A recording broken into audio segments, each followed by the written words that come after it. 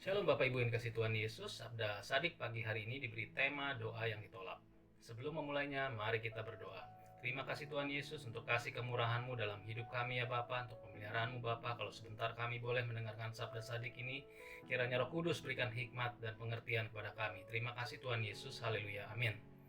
Nah, Alkitab hari ini terambil dari kitab Amsal 1 ayat 28 sampai dengan 31. Bapak Ibu bisa membaca secara keseluruhan kitab Amsal 1 ini setelah mendengar Sabda Sadik. Saya akan membacakannya hanya dari ayat 28 sampai dengan 31. Ayat 28. Pada waktu itu mereka akan berseru kepadaku, tetapi tidak akan kujawab. Mereka akan bertekun mencari aku, tetapi tidak akan menemukan aku. Oleh karena mereka benci kepada pengetahuan dan tidak memilih takut akan Tuhan, tidak mau menerima nasihatku, tetapi menolak segala teguranku, maka mereka akan memakan buah perbuatan mereka dan menjadi kenyang oleh rencana mereka. Kenapa Allah menolak doa-doa kita?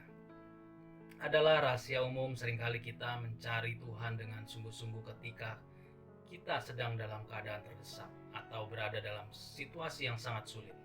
Begitu tertimpa masalah berat dan jalan buntu, kita menghampiri Tuhan dengan ratapan dan linangan air mata. Kita rela berdoa semalaman dan hampir setiap jadwal ibadah kita rela datang, berharap sesegera mungkin kita mendapatkan jalan keluar dari pertolongan Tuhan. Namun begitu masalah kembali baik, sudah teratasi, sakit penyakit disembuhkan, ekonomi mulai dipulihkan, segala sesuatunya kembali berjalan baik dan normal, kita tidak lagi gigih mencari Tuhan. Kita tidak lagi semangat mencari Tuhan. Perlahan-lahan redup dan roh pun tidak menyala lagi. Ibadah kembali dilakukan dengan asal-asalan dan hanya sebatas rutinitas saja. Dalam Matius 15 ayat 7 sampai dengan 9, benarlah nubuat Yesaya tentang kamu. Bangsa ini memuliakan aku dengan bibirnya, padahal hatinya jauh daripadaku. Percuma mereka beribadah kepadaku, sedangkan ajaran yang mereka ajarkan ialah perintah manusia. Ketika didorong untuk terlibat pelayanan, kita tidak lagi segan-segan untuk menolak, bahkan menghindar dengan berbagai alasan. Oleh karena ketika aku memanggil kamu tidak menjawab. Ketika aku berbicara, kamu tidak mendengar. Tetapi kamu lebih menyukai apa yang tidak berkenan kepadaku. Inilah ayat yang di dalam Yesaya 65 ayat 12b. Kita lupa dengan semua yang Tuhan telah perbuat dalam hidup kita. Kita lupa berterima kasih kepada Tuhan. Dalam ilustrasi sama seperti 9 orang dari 10 yang disembuhkan Tuhan dari penyakit kusta yang pergi begitu saja dan meninggalkan Tuhan tanpa mengucap syukur dan terima kasih. Hanya 1 yang kembali kepada Tuhan. Dalam firman-Nya, bukankah ke-10 orang tadi semuanya telah menjadi tahir? Di manakah yang 9 orang itu? Tidak adakah di antara mereka yang kembali untuk memuliakan Allah selain daripada orang asing ini? Dalam Lukas 17 ayat 17 sampai 18. Janganlah kita mencari Tuhan hanya dikala kita memerlukan Tuhan saja, tapi carilah Tuhan di dalam segala keadaan.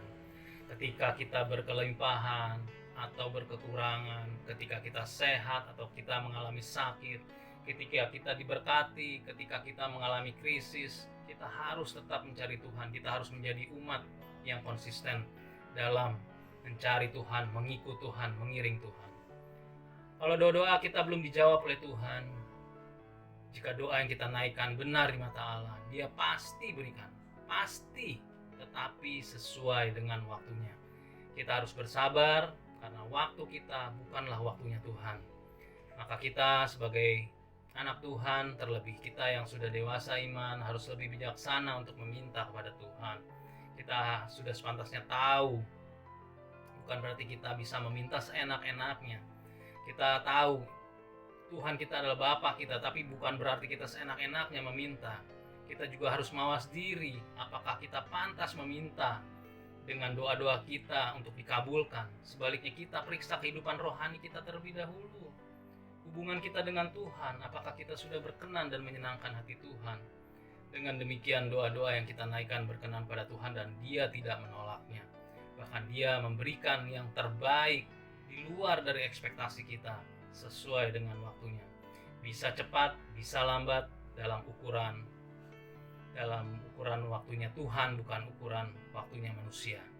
Dalam Matius 6 ayat 33, tetapi carilah dahulu kerajaan Allah dan kebenarannya, maka semuanya itu akan ditambahkan kepadamu.